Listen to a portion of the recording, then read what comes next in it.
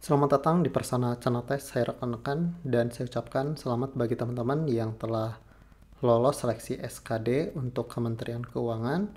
Dan selanjutnya tahapan yang akan teman-teman laksanakan adalah tes SKB non CAT dan juga tes SKB dengan CAT. Nah, di sini untuk soal non CAT yakni ada tes psikotes, dan teman-teman untuk tes lain-lainnya juga kita akan bahas di video ini. Serta teman-teman jika bingung nanti tes psikotesnya seperti apa, kemudian tes yang lainnya seperti apa, teman-teman bisa mengikuti video ini. Dan sebelum kita mulai, jangan lupa di subscribe. Kalau misalkan sudah, teman-teman saya informasikan jangan skip video ini, skip saja iklannya, takutnya teman-teman terlewat untuk informasi penting.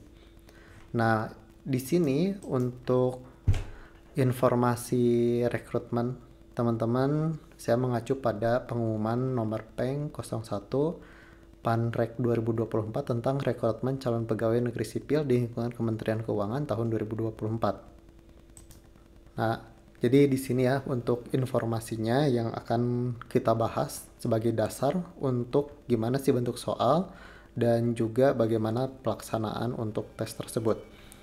Nah, kemudian teman-teman untuk informasi SKB sendiri dari Kementerian Keuangan itu ada poin ketujuh ya, terkait tahapan seleksi. Jadi tahapan seleksi teman-teman seleksi administrasi, teman-teman sudah berhasil dan lulus. Kemudian seleksi kompetensi dasar berbasis CAT BKN teman-teman juga sudah laksanakan dan teman-teman berhasil lolos ya, mengalahkan ribuan orang, ratusan bahkan ribuan orang ya. Selamat, saya ucapkan selamat. Dan untuk yang lolos SKD, jangan sia-siakan, teman-teman harus fokus sekarang di tes kompetensi bidang. Nah, di sini untuk tes kompetensi bidang di Kemenke itu ada 4 poin.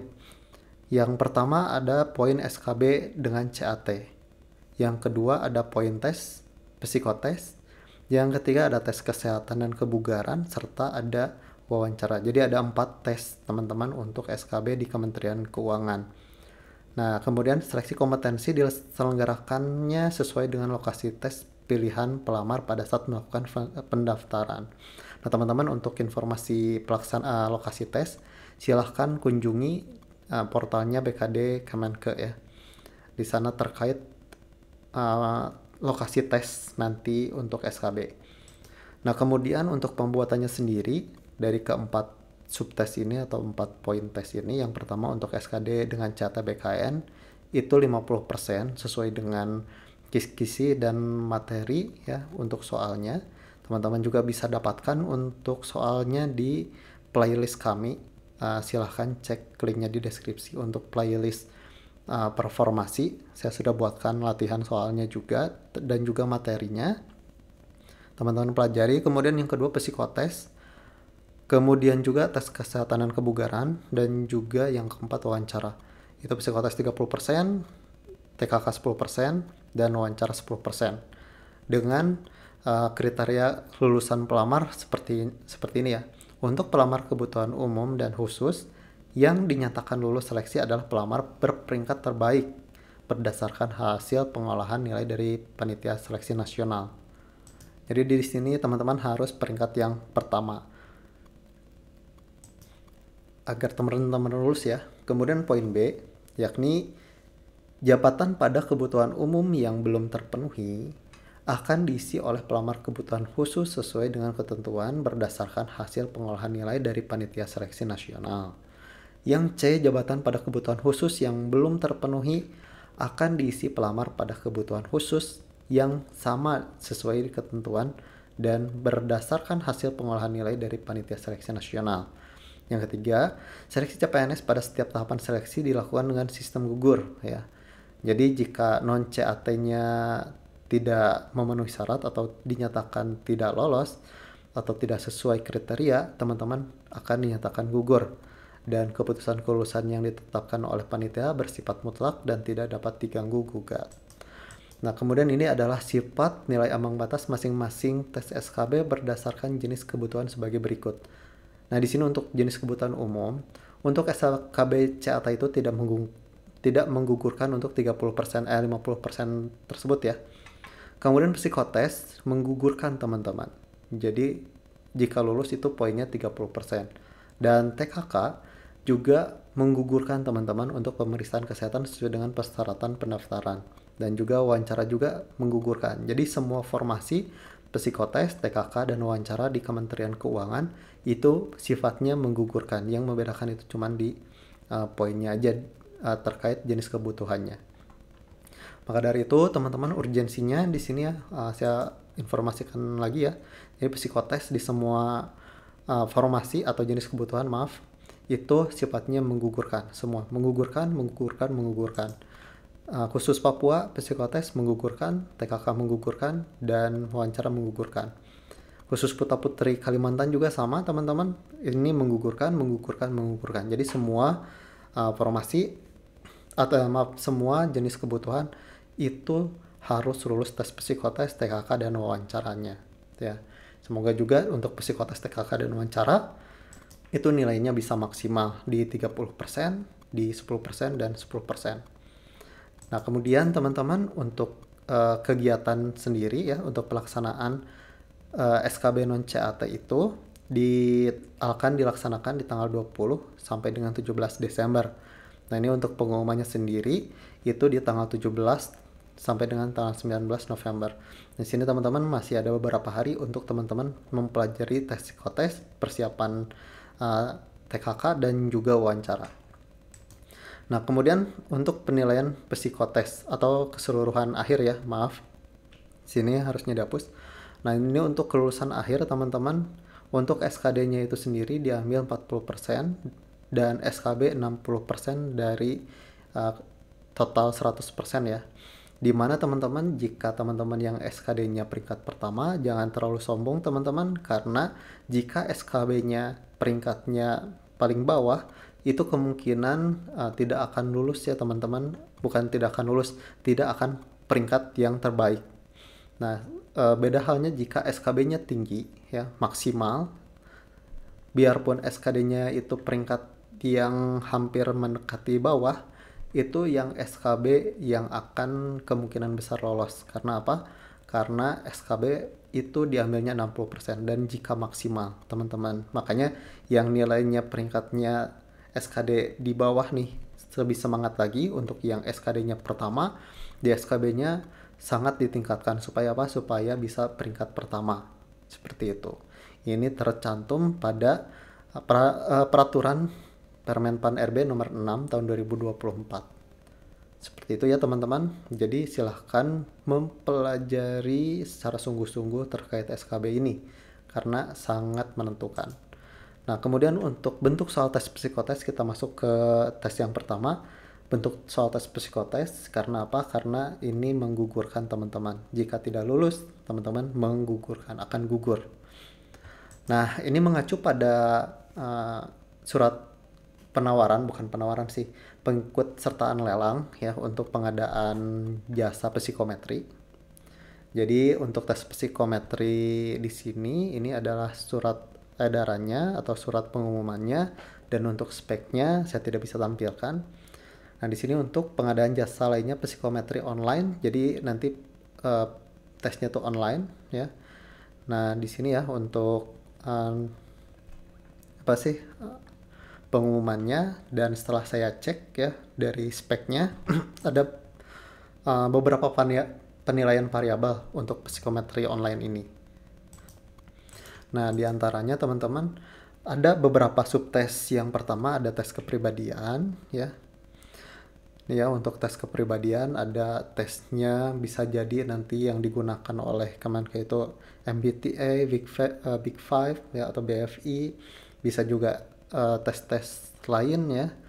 Kemudian tes kemampuan kognitif juga seperti TIU, tapi ini lebih ke sifatnya tes intelijensi ya teman-teman ya, yang sesuai dengan kaidah tes psikotes ya. Kemudian ada tes bakat atau kemampuan khusus, tes minat dan nilai pribadi, dan tes situasi sosial. Ini adalah variabel yang saya baca ya, yang saya pelajari. Itu ada kemungkinan yang dinilai itu ini ya. Oke. Nah, apa saja untuk tes psikotesnya? Kebetulan saya sudah rinci ya untuk tes yang standar digunakan untuk seleksi ya, saya sudah list semua teman-teman pelajari. Takutnya dari semua itu teman-teman ada 2 atau 3 atau 4 yang keluar ya. Jadi silahkan pelajari untuk tes psikotesnya.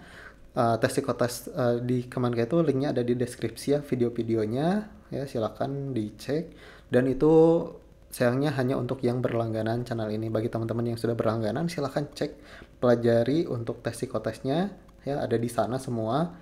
Semoga ada salah satu yang atau 2 atau 3 yang keluar, dan itu bisa membuat teman-teman berpeluang lulus untuk tes psikotes ya. Karena saya tidak bisa bahas di sini, jadi saya sudah list di deskripsi ya. Silahkan cek saja teman-teman.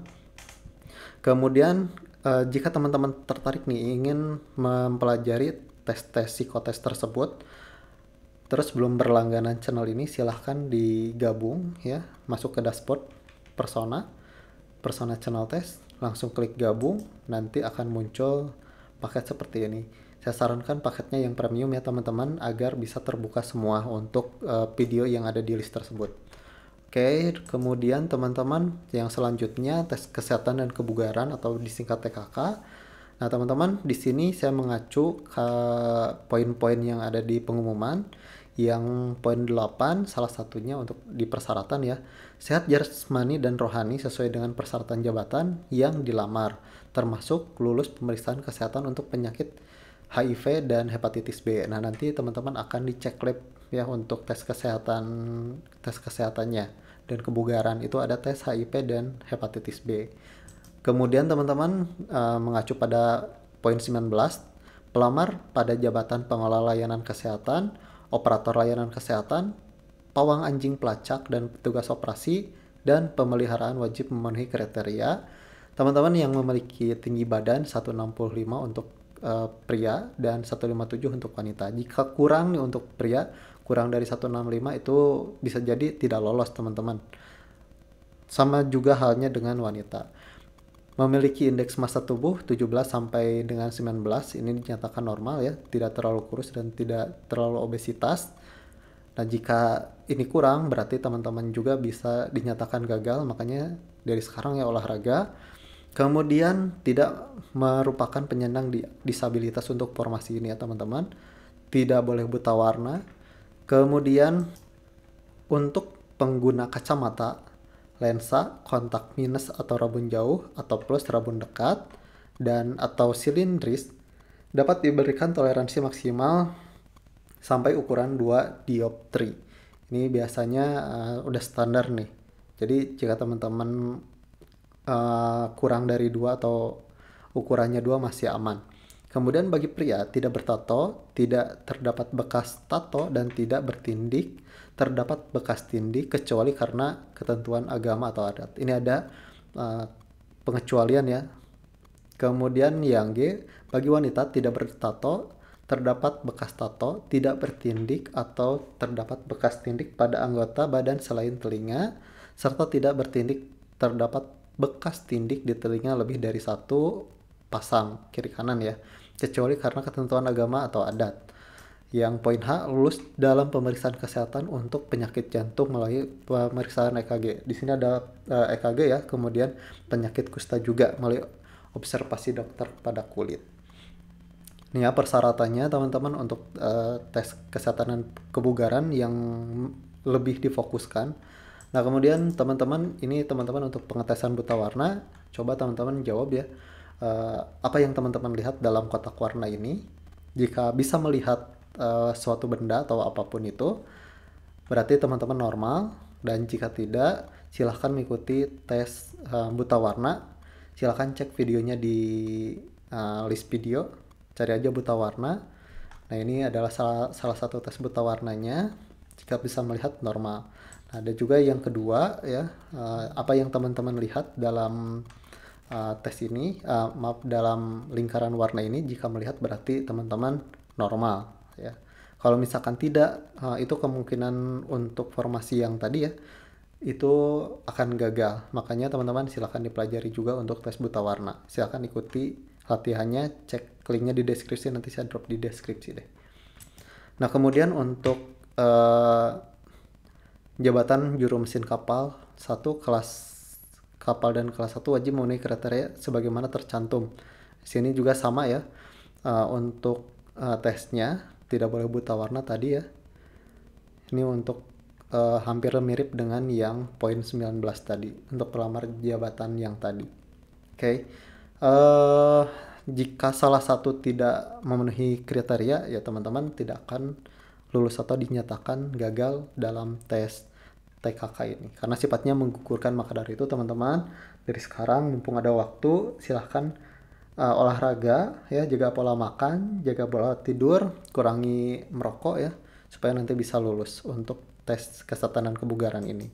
Oke, kemudian wawancara saya buatkan videonya khusus ya teman-teman karena ini di setiap formasi itu ada. Jadi saya buatkan khusus terkait wawancara. Nanti pada saat besok atau lusa lah ya saya upload. Oke, mungkin itu saja yang saya ingin informasikan. Semoga ada gambaran buat teman-teman dan semoga lulus untuk tes SKB non-CAT ini di Kementerian Keuangan. Sekian dari saya, sampai ketemu di video selanjutnya.